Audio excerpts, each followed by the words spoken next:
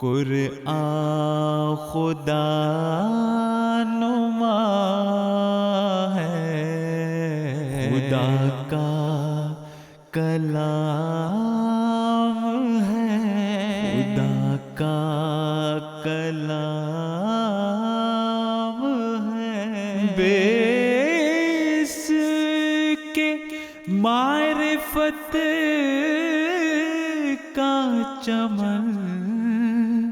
نا تمام ہے، نا تمام ہے، نا تمام ہے۔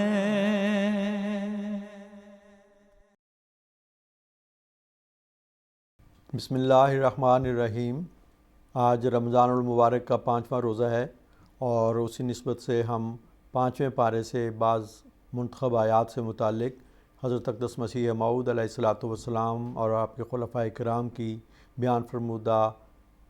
تفاسیر میں سے چند نکات آپ کے سامنے رکھیں گے۔ مقصد اس کا یہ ہے کہ آپ کو یہ اس بات میں دلچسپی ہو کہ آپ براہ راست حضرت اقدس مسیح موعود علیہ الصلاۃ والسلام اور خلفائے کرام کی بیان فرمودہ تشریح اور تفسیر سے آگاہی حاصل کریں، ان کا مطالعہ کریں اور اس آسمانی اور نورانی پاک تفسیر سے اپنے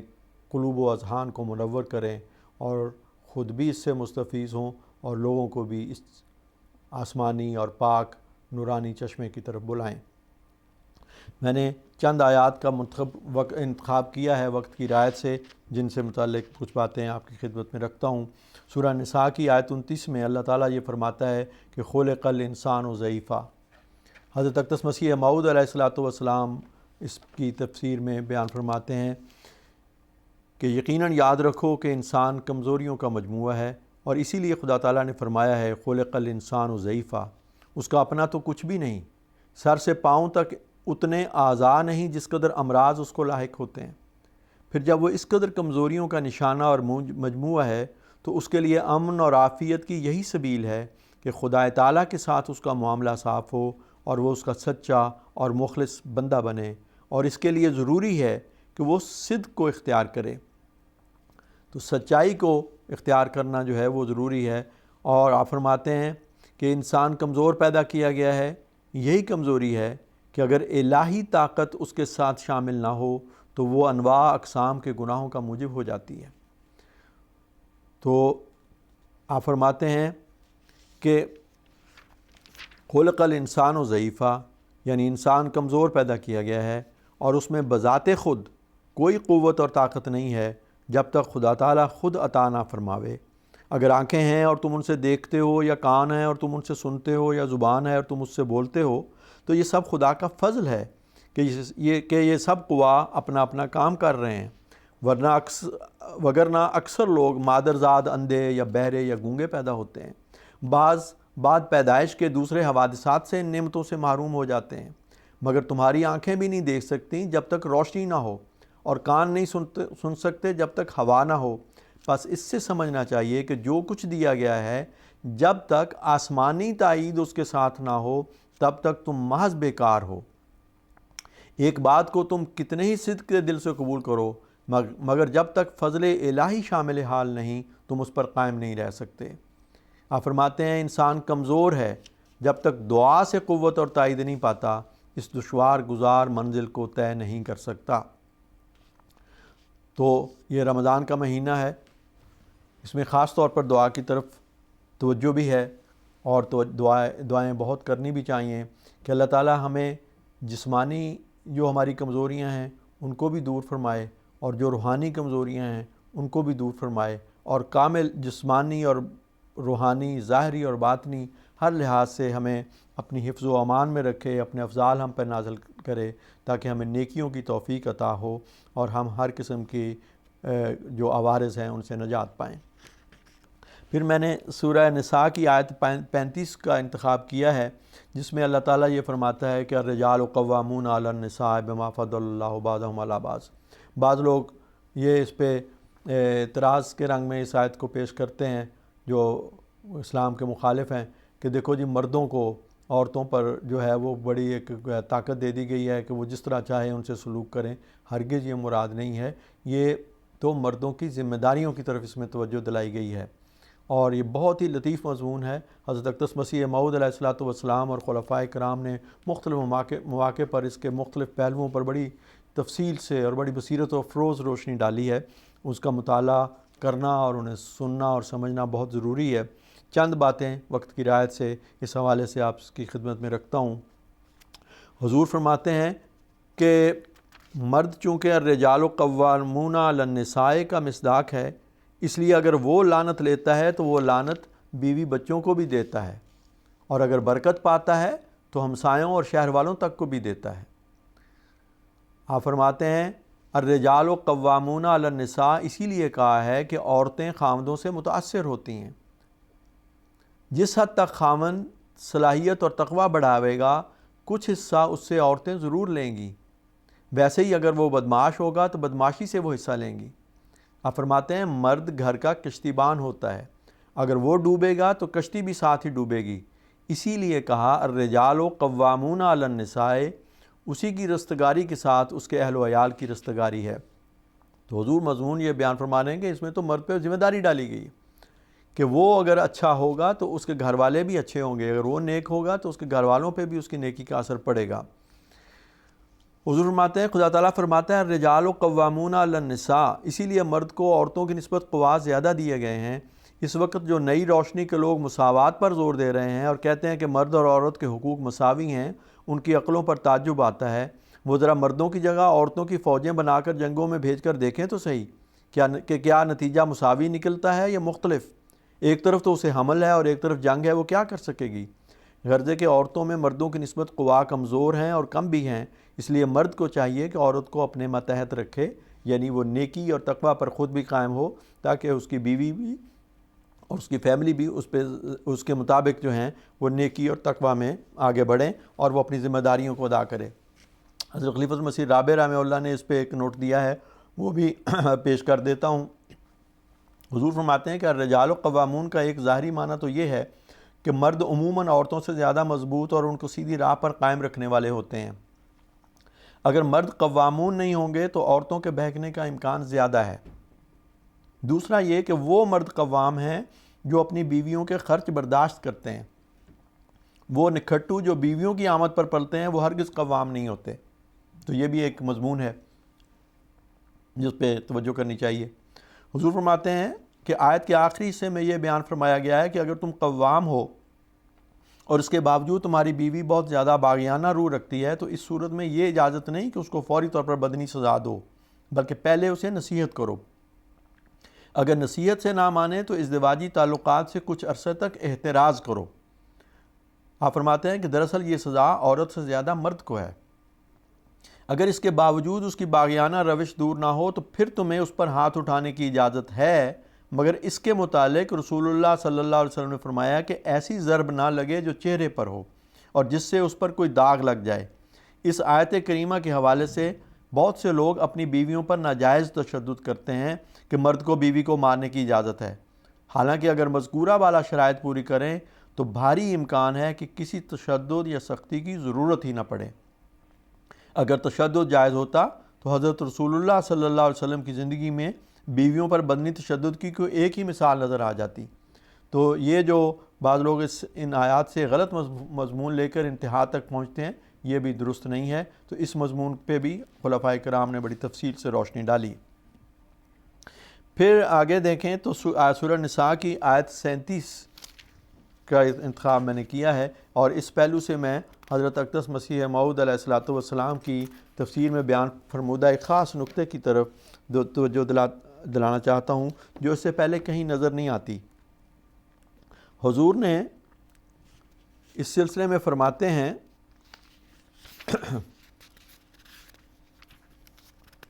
کہ یہ جو آیت ہے کہ وَاعْبُدُوا اللَّهَ وَلَا تُشْرِكُوا بِهِ شَيْئًا وَبِالْوَالِدَيْنِ إِحْسَانًا، آپ اس کے ترجمہ کرتے ہوئے فرماتے ہیں کہ تم خدا کی پرستش کرو اور اس کے ساتھ کسی کو مت شریک ٹھہراؤ، اور ماں باپ سے احسان کرو اور ان سے بھی احسان کرو جو تمہارے قرابتی ہیں۔ آپ فرماتے ہیں کہ اس فکرے میں اولاد اور بھائی اور قریب اور دور کے تمام رشتہ دار آ گئے۔ تو وہ لوگ جو اپنے اولاد اور بھائی اور دوسرے قریب اور دور کے رشتہ داروں کے ساتھ جو حسن سلوک نہیں کرتے، انہیں توجہ کرنی چاہیے. وہ سب مخاطب ہیں، وہ اس کے اندر آتے ہیں وَبِذِی الْقُرْبَى میں. اور آپ فرماتے ہیں، اور پھر فرمایا کہ یتیموں کے ساتھ بھی احسان کرو اور مسکینوں کے ساتھ بھی، اور جو ایسے ہمسائے ہوں جو قرابت والے بھی ہوں، اور ایسے ہمسائے ہوں جو محض اجنبی ہوں، اور ایسے رفیق بھی جو کسی کام میں شریک ہوں یا کسی سفر میں شریک ہوں یا نماز میں شریک ہوں یا علم دین حاصل کرنے میں شریک ہوں. یہ حضور اس کی وضاحت فرما رہے ہیں والجار الجنب والصاحب بالجنب کی. کتنے پہلوؤں کو پہ حضور نے یہاں پہ بیان کر دیا ہے کہ ایسے رفیق بھی جو کسی کام میں شریک ہوں یا کسی سفر میں شریک ہوں یا نماز میں شریک ہوں یا علم دین حاصل کرنے میں شریک ہوں، اور وہ لوگ جو مسافر ہیں، اور وہ تمام جاندار جو تمہارے قبضے میں ہیں. وما ملکت ایمانکم، عام طور پہ لوگ اس کا ترجمہ یہی کر دیتے ہیں کہ اور لونڈیوں کے ساتھ بھی احسان کرو. حضور فرماتے ہیں وما ملکت ایمانکم کا ترجمہ دیکھیں کیا خوبصورت ہے. آپ فرماتے ہیں اور وہ تمام جاندار جو تمہارے قبضے میں ہیں سب کے ساتھ احسان کرو. خدا ایسے شخص کو دوست نہیں رکھتا جو تکبر کرنے والا اور شیخی مارنے والا ہو، جو دوسروں پر رحم نہیں کرتا. پھر آپ فرماتے ہیں اسی مضمون کو کہ تم ماں باپ سے نیکی کرو اور قریبیوں سے اور یتیموں سے اور مسکینوں سے اور ہمسائے سے جو تمہارا قریبی ہے اور ہمسائے سے جو بیگانہ ہے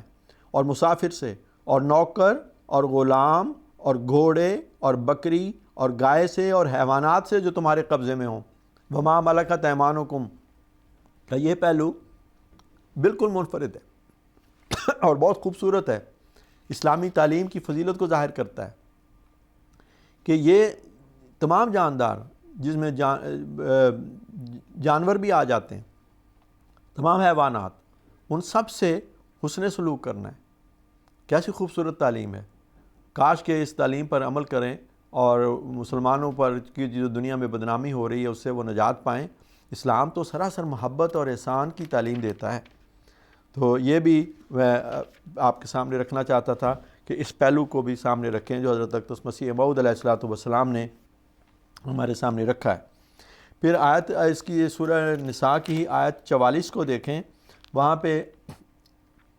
اللہ تعالیٰ یہ فرماتا ہے یا ایھا الذین آمنوا لا تقربوا الصلاۃ وانتم سکارا، کہ اے وہ لوگوں جو ایمان لائے ہو تو نماز کے قریب نہ جاؤ جب تم پر مدہوشی کی کیفیت ہو، یہاں تک کہ حتی تعلموا ما تقولون، یہاں تک کہ اس قابل ہو جاؤ کہ تمہیں علم ہو کہ تم کیا کہہ رہے ہو. حضور حضرت اقدس مسیح موعود علیہ الصلوۃ والسلام فرماتے ہیں کہ جن لوگوں کو ساری عمر میں تعلموا نصیب نہ ہوا ان کی نماز ہی کیا ہے.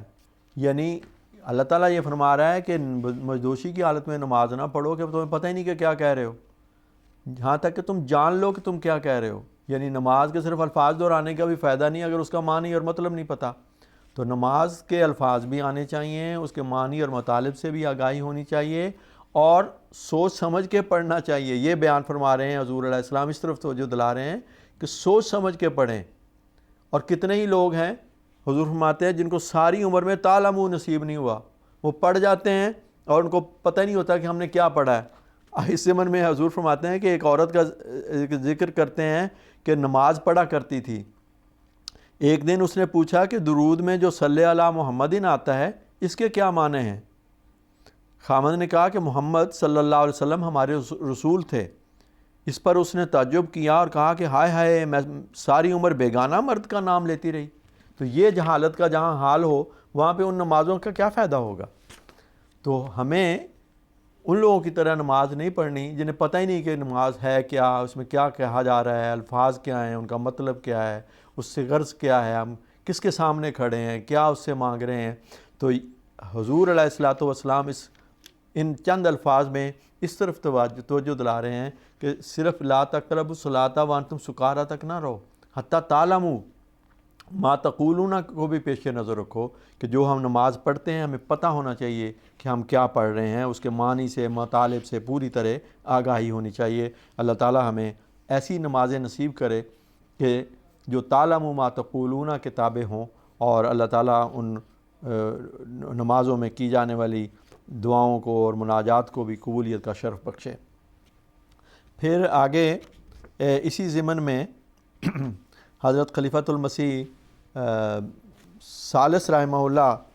کے بیان فرمودہ تفسیر سے بھی میں نہیں، آیت نمبر 158 ہے سورہ نساء کی، جس میں اللہ تعالیٰ یہ بیان فرماتا ہے کہ والذین آمنوا وعملوا الصالحات سندخلهم جنات تجری من تحتها الانہار خالدین فیہا ابدا لہم فیہا ازواج مطہرۃ وندخلهم ظلا ذلیلا۔ یہ مضمون پہلے بھی، جنت کا مضمون جو ہے وہ پہلے بھی بیان کیا جا چکا ہے، اشارتاً اس کا ذکر کیا تھا کہ حضرت اقدس مسیح موعود علیہ الصلوۃ والسلام اور خلفائے کرام نے اپنی تفاسیر میں اس کو بڑی تفصیل سے بیان فرمایا ہے اور بتایا ہے کہ جنت جو ہے وہ انسان کے اعمال ہی کے مطابق بنتی ہے۔ جنت اگر ایک ایمان ایک باغ ہے تو اعمال صالحہ اس کی نہریں ہیں، تو اگر اس باغ کو ایمان کے باغ کو اعمال صالحہ کے ذریعے سے سیراب نہیں کیا جائے گا تو وہ باغ سرسبز و شاداب نہیں ہوگا۔ اس کے مختلف پہلوؤں پر تفصیل سے روشنی حضرت اقدس مسیح موعود علیہ الصلوۃ والسلام اور خلفائے کرام کی بیان فرمودہ تفاسیر میں ہے۔ میں اس وقت صرف ازواج مطہرۃ کا جو مضمون ہے کہ وہ وہاں پہ پاکیزہ جوڑے ہوں گے، اس سے متعلق حضرت خلیفۃ المسیح ثالث رحمہ اللہ کی بیان فرمودہ تفسیر سے چند باتیں آپ کے سامنے رکھنا چاہتا ہوں، جو یہ مضمون بھی وہاں پہ بڑی تفصیل سے بیان ہوا ہے اور پڑھنے کے لائق ہے اور بہت ہی پرمعرف ہے۔ حضرت خلیفۃ المسیح ثالث رحمہ اللہ بیان فرماتے ہیں، اس آیت کریمہ میں ایک مضمون یہ بیان کیا گیا ہے کہ وہ لوگ جو ایمان پر پختگی سے قائم رہتے ہیں اور ایسے اعمال صالحہ بجا لاتے ہیں جن میں فساد کی کوئی ملونی نہیں ہوتی، اور وہ لوگ جن کے سارے کام اور سارے اعمال اپنے خدا کی رضا کے حصول کے لیے ہوتے ہیں، جن کا نفس مر جاتا ہے اور اس فانی انسان میں خدائے ذوالجلال کی ایک تجلی کے نتیجے میں ایک نئی روح پھونکی جاتی ہے، اور اس نئی روح کے آرام اور آسائش کے لیے اس دنیا میں ایک جنت کو قائم کیا جاتا ہے اور پیدا کیا جاتا ہے۔ اللہ تعالیٰ فرماتا ہے کہ یہ جنت اس قوم کے لیے اور اس امت کے لیے ابدی ہے، اس وجہ سے لہم فیہا ازواج مطہرۃ، کہ ان کی بیویاں جو مطہرہ ہیں۔ مطہرہ کے متعلق حضور فرماتے ہیں کہ مطہرۃ کے ایک معنی ہے گناہ سے بچنے والیاں، مطہرۃ کے ایک دوسرے معنی ہے اعمال صالحہ کو بجا لانے والیاں، یعنی ایسے اعمال جن میں کوئی فساد نہ ہو۔ اور مطہرۃ کے ایک معنی یہ بھی ہیں کہ عورتوں کا وہ گروہ جو اللہ تعالیٰ کے فضل سے اس قسم کا ہے کہ جن کو اللہ تعالیٰ نے بد رسوم اور مشرکانہ بدعتوں سے محفوظ رکھا ہوا ہے، اور ان کا وجود دنیا کے وجود سے بالکل علیحدہ کر دیا گیا ہے، بلکہ اس دنیا میں رہتی ہوئی بھی وہ جنت کی حوروں کی مانند بن گئی ہیں، یعنی وہ ہر اس گند سے اور شنی اور قبیح فعل سے پاک ہیں کہ جن میں کافرات ملوث ہوتی ہیں۔ یہ وہ عورتیں ہیں کہ جن کے گھروں میں کسی قسم کی بد رسم نظر نہیں آتی۔ یہ وہ عورتیں ہیں جو اپنے گھر اور اپنے ماحول سے مشرکانہ بدعتوں کو دور کرنے والی ہیں، چونکہ یہ ازواج مطہرات ان لوگوں کو ملی ہیں، اور چونکہ ان کو اللہ تعالیٰ نے یہ توفیق عطا کی ہے کہ وہ اپنے بچوں کو توحید خالص کے ماحول میں تربیت کر سکیں اور ایک سچا اور پکا اور موحد مسلمان بنا سکیں، اور اس لیے اگلی نسل شیطان سے محفوظ رکھنے میں یہ عورتیں کامیاب ہو جاتی ہیں، اس لیے اس جنت کو دوام مل جاتا ہے۔ اس لیے یہ جنت ایک نسل کے لیے نہیں ہوتی بلکہ اگلی نسل کے لیے اور پھر اس سے اگلی نسل کے لیے بھی یہ دنیا کی جنت قائم رہتی ہے۔ اور جو بشارتیں ہمیں حضرت مسیح موعود علیہ الصلوۃ والسلام کے ذریعے اللہ تعالیٰ نے عطا کی ہیں، ان بشارتوں کی روشنی میں یہ جنت ہمارے لیے صدیوں تک قائم رہنی چاہیے۔ اگر ہم اپنی ذمہ داری کو نبھانے والے ہوں، ہم مرد بھی اور ہماری مائیں اور ہماری بیویاں اور ہماری بہنیں اور ہماری دوسری رشتہ دار عورتیں بھی، تو اللہ تعالیٰ کا ہم سے یہ وعدہ ہے کہ وہ اس جنت کو، اس دنیوی جنت کو بھی ہمارے لیے ایک قسم کی ابدی جنت بنا دے گا۔ لیکن اس کے لیے شرط یہی ہے کہ عورت اپنے بچوں کی صحیح تربیت کی طرف پوری طرح متوجہ رہے۔ اس کے لیے شرط یہ ہے کہ وہ اس معنی میں مطہرہ ہوں کہ کوئی بد رسم ان کے گھروں میں نہ ہو اور کسی مشرکانہ بدعت کے ساتھ ان کو کوئی تعلق باقی نہ رہے، خالص توحید کا ماحول پیدا کرنے والی ہوں اور اس خالص توحید کے ماحول میں اپنے بچوں اور بچیوں کی تربیت کرنے والی ہوں۔ تو دیکھیے کیسا خوبصورت مضمون بیان کیا گیا ہے۔ عام جو بعض لوگ ہیں غیر جماعت میں خاص طور پر ہم نے دیکھا ہے، وہ ازواج و مطہرات کے عجیب عجیب تشریحیں کرتے ہیں، جن کا ان کے بیان کردہ مضامین کو، ان کے بیان کردہ باتوں کو سن کا بھی طہارت سے کوئی تعلق نہیں ہوتا، اور نہایت گندے انداز میں وہ گندے تصورات کو لے کے تو وہاں کے جو جنتی عورتوں کا ایک نقشہ اللہ تعالیٰ نے قرآن کریم کھینچا ہے اس کو وہ بالکل بدلا کر الٹ کر کے بیان کرتے ہیں۔ لیکن یہ ہیں وہ پاک اور نورانی تفاسیر جو حضرت اقدس مسیح موعود علیہ الصلوۃ والسلام اور خلفاء کے ذریعے ہمیں عطا ہوئی ہیں، اور ہمیں یہ بتایا جا رہا ہے کہ ازواج مطہرہ اگلے جہان میں جو ہیں وہ تو قرآن کریم نے بیان فرمایا جو یہاں کرو گے وہی وہاں ملے گا، جو یہاں اندھا ہے وہ وہاں پہ بھی اندھا ہے، جس نے یہاں پہ خدا کو نہیں دیکھا وہ آگے بھی خدا کو نہیں دیکھے گا، جس کو اس دنیا میں جنت نہیں ملی ہوئی اس کو آگے بھی جنت نہیں ملے گی۔ تو یہاں پہ رہتے ہوئے اگر ہم وہ پاک جوڑے بن جائیں، مرد بھی اور عورتیں بھی، جیسا کہ حضور نے فرمایا، تو یہ ہے جس کے ذریعے سے اس دنیا یہ ہماری دنیا بھی جنت مل جائے گی، اور یہی جنت آخرت میں ایک اور اعلیٰ اور لطیف رنگ میں متمثل ہو کے عطا ہوگی۔ تو بہت ہی خوبصورت مضامین ہیں۔ اللہ تعالیٰ ہمیں توفیق دے کہ ہم حضرت مسیح موعود علیہ الصلوۃ والسلام اور خلفائے کرام کی ان بیان فرمودہ تفاسیر اور تشریحات کو پڑھیں اور ان سے فائدہ اٹھائیں۔ پھر آیت نمبر جو 70 اور 71 ہے وہ بھی بہت ہی اہم ہے اس پہلو سے کہ اس میں اللہ تعالیٰ نے امت محمدیہ سے حضرت صلی اللہ علیہ وسلم کی اطاعت کرنے والوں سے 4 عظیم الشان انعامات کا وعدہ فرمایا۔ وہ دعا جو سورۃ فاتحہ میں سکھائی تھی، اہدنا الصراط المستقیم صراط الذین انعمت علیہم، کہ اللہ ہمیں ان لوگوں کا راستہ دکھا جن پر تو نے انعام کیا، تو اس آیت میں جو آیت 70 ہے اس میں اللہ تعالیٰ نے ان 4 انعامات کا ذکر فرمایا ہے، اور اس پہ بھی حضرت اقدس مسیح موعود علیہ الصلوۃ والسلام اور خلفائے کرام نے جو تفصیلات بیان فرمائی ہیں وہ بہت ہی دلوں کو روشن کرنے والی ہیں۔ مختصر سے وقت میں یہ تو ممکن نہیں کہ ان کے اشارتاً بھی ان چند باتوں کا ان نکات کا ذکر کیا جا سکے، لیکن میں کوشش کرتا ہوں کہ چند جملے حضرت اقدس مسیح موعود علیہ الصلوۃ والسلام کی تفسیر سے جو اس کے ہیں وہ بیان کر دوں۔ حضور فرماتے ہیں ہم نماز میں یہ دعا کرتے ہیں کہ اہدنا الصراط المستقیم صراط الذین انعمت علیہم، اس سے یہی مطلب ہے کہ خدا سے ہم اپنے ترقی ایمان اور بنی نوع کی بھلائی کے لیے 4 قسم کے نشان 4 کمال کے رنگ میں چاہتے ہیں: نبیوں کا کمال، صدیقوں کا کمال، شہیدوں کا کمال، صلحاء کا کمال۔ سو نبی کا خاص کمال یہ ہے کہ خدا سے ایسا علم غیب پاوے جو بطور نشان کے ہو، اور صدیق کا کمال یہ ہے کہ صدق کے خزانے پر یعنی سچائی کے خزانے پر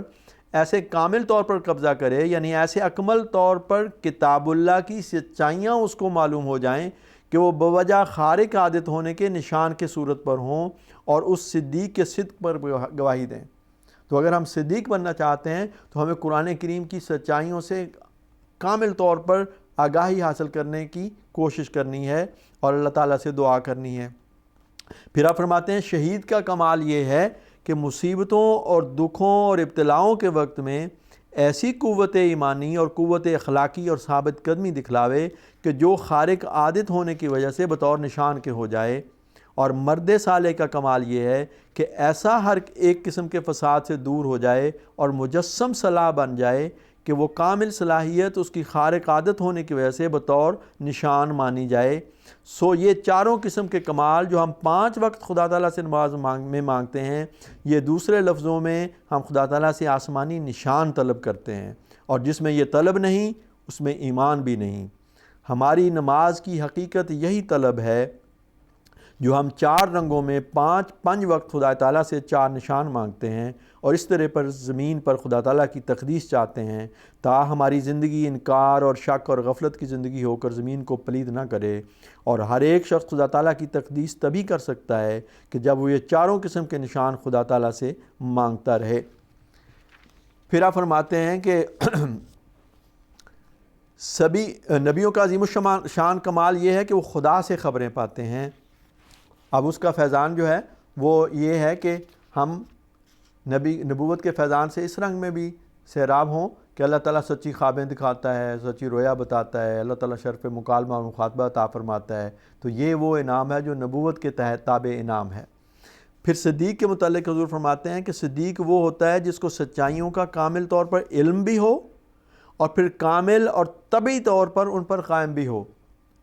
مثلاً اس کو ان معارف کی حقیقت معلوم ہو کہ وحدانیت باری تعالیٰ کیا شے ہے اور اس کی اطاعت کیا شے ہے، اور محبت باری عزا اسمہ کیا شے، اور شرک سے کس مرتبہ اخلاص پر مخلصی حاصل ہو سکتی ہے، اور عبودیت کی کیا حقیقت ہے، اور اخلاص کی حقیقت کیا، اور توبہ کی حقیقت کیا، اور صبر اور توکل اور رضا اور محویت اور فناء اور صدق اور وفا اور تواضع اور سخا اور ابتحال اور دعا اور عفو اور حیا اور دیانت اور امانت اور اتقاء وغیرہ اخلاق فاضلہ کی کیا کیا حقیقتیں ہیں، پھر ما سوا اس کے ان صفات فاضلہ پر قائم بھی ہو۔ کیسی پرشوکت تحریر ہے، کتنی گہری اور کتنے وسیع معانی پر مشتمل ہے۔ ایک ایک لفظ، ایک ایک حرف جو ہے اس کی گہرائی میں جائیں تو پتہ لگے گا کہ صدیق کے لفظ کے کیا تقاضے ہیں۔ پھر آپ فرماتے ہیں صدیق مبالغہ کا صیغہ ہے، یعنی جو بالکل راست بازی میں فنا شدہ ہو اور کمال درجے کا پابند راست بازی اور عاشق صادق ہو، اس وقت وہ صدیق کہلاتا ہے۔ پھر آپ فرماتے ہیں کہ صدیق وہ ہوتے ہیں جو صدق سے پیار کرتے ہیں۔ سب سے بڑا صدق لا الہ الا اللہ ہے، اور پھر دوسرا صدق محمد الرسول اللہ ہے۔ وہ صدق کی تمام راہوں سے پیار کرتے ہیں اور صدق ہی چاہتے ہیں۔ صدیق عملی طور پر صدق سے پیار کرتا اور کذب سے پرہیز کرتا ہے۔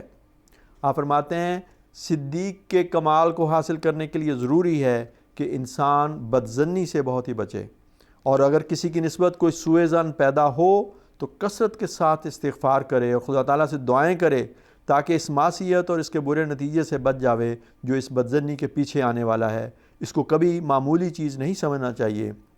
یہ بہت ہی خطرناک بیماری ہے جس سے انسان بہت جلد ہلاک ہو جاتا ہے۔ پھر آپ فرماتے ہیں کہ عام لوگ تو شہید کے لیے اتنا ہی سمجھ بیٹھے ہیں کہ شہید وہ ہوتا ہے جو تیر یا بندوق سے مارا جاوے یا کسی اور اتفاقی موت سے مر جاوے، مگر اللہ تعالیٰ کے نزدیک شہادت کا یہی مقام نہیں ہے۔ میرے نزدیک شہید کی حقیقت قطع نظر اس کے کہ اس کا جسم کاٹا جاوے کچھ اور ہی ہے، اور وہ ایک کیفیت ہے جس کا تعلق دل سے ہو۔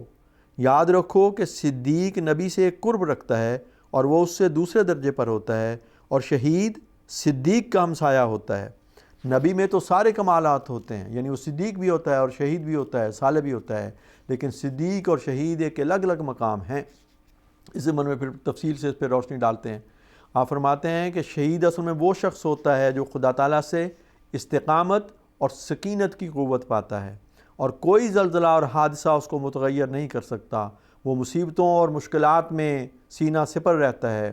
یہاں تک کہ اگر محض خدا تعالیٰ کے لیے اس کو جان بھی دینی پڑے تو فوق العادت استقلال اس کو ملتا ہے۔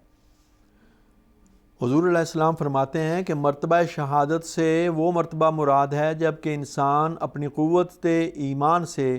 اس قدر اپنے خدا اور روز جزا پر یقین کر لیتا ہے کہ گویا خدا تعالیٰ کو اپنی آنکھ سے دیکھنے لگتا ہے۔ تب اس یقین کی برکت سے اعمال صالحہ کی مرارت اور تلخی دور ہو جاتی ہے، اور خدا تعالیٰ کی ہر ایک قضاء و قدر و باعث موافقت کے شہد کی طرح دل میں نازل ہوتی اور تمام سے نسینہ کو حلاوت سے بھر دیتی ہے، اور ہر ایک ایلام یعنی تکلیف انعام کے رنگ میں دکھائی دیتا ہے۔ سو شہید اس شخص کو کہا جاتا ہے جو قوت ایمانی کی وجہ سے خدا تعالیٰ کا مشاہدہ کرتا ہو۔ آپ فرماتے ہیں کہ یہ لفظ شہد سے بھی نکلا ہے۔ عبادت شاقہ جو لوگ برداشت کرتے ہیں اور خدا تعالیٰ کی راہ میں ہر ایک تلخی اور کدورت کو جھیلتے ہیں اور جھیلنے کے لیے تیار ہو جاتے ہیں، وہ شہد کی طرح ایک شیرینی اور حلاوت پاتے ہیں، اور جیسے شہد فیہ شفاء للناس کا مصداق ہے، یہ لوگ بھی ایک تریاک ہوتے ہیں۔ ان کی صحبت میں آنے والے بہت سے امراض سے نجات پا جاتے ہیں۔ اور پھر شہید اس درجے اور مقام کا نام بھی ہے جہاں انسان اپنے ہر کام میں اللہ تعالیٰ کو دیکھتا ہے، یا کم از کم خدا کو دیکھتا ہوا یقین کرتا ہے۔ اس کا نام احسان بھی ہے۔ پھر آپ صالحین سے متعلق فرماتے ہیں کہ صالحین وہ ہوتے ہیں جن کے اندر سے ہر قسم کا فساد جاتا رہے۔ یہ بڑے پرمعارف بڑے لمبے بہت اقتباسات ہیں جن میں بہت سے پہلوؤں کی طرف توجہ دلائی ہے۔ اس مضمون کو حضور علیہ السلام کے اس ارشاد پر ختم کرتا ہوں۔ حضور فرماتے ہیں منعم علیہ 4 قسم کے لوگ ہوتے ہیں: نبی، صدیق، شہداء اور صالح۔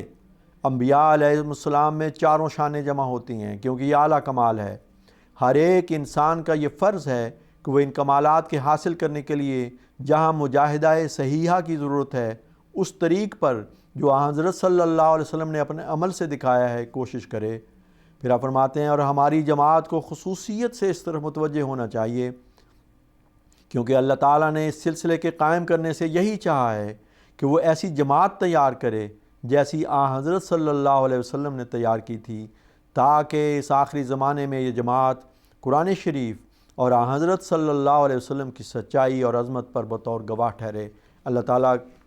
ہمیں حضور علیہ السلام کی ان توقعات پر پورا اترنے کی توفیق عطا فرمائے اور ہمیں اس گروہ میں شامل فرمائے جو منعمین علیہم کا گروہ ہے، اور ان لوگوں میں شامل نہ فرمائے جو مغضوب علیہم ہو گئے تھے یا ضالین ہیں۔ آئیے اس کے ساتھ ہی اس پروگرام کا اختتام ہوتا ہے۔ قرآن خدا نما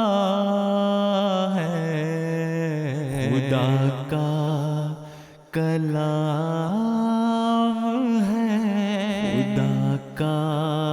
کلام ہے، بے اس کے معرفت کا چمن نہ تمام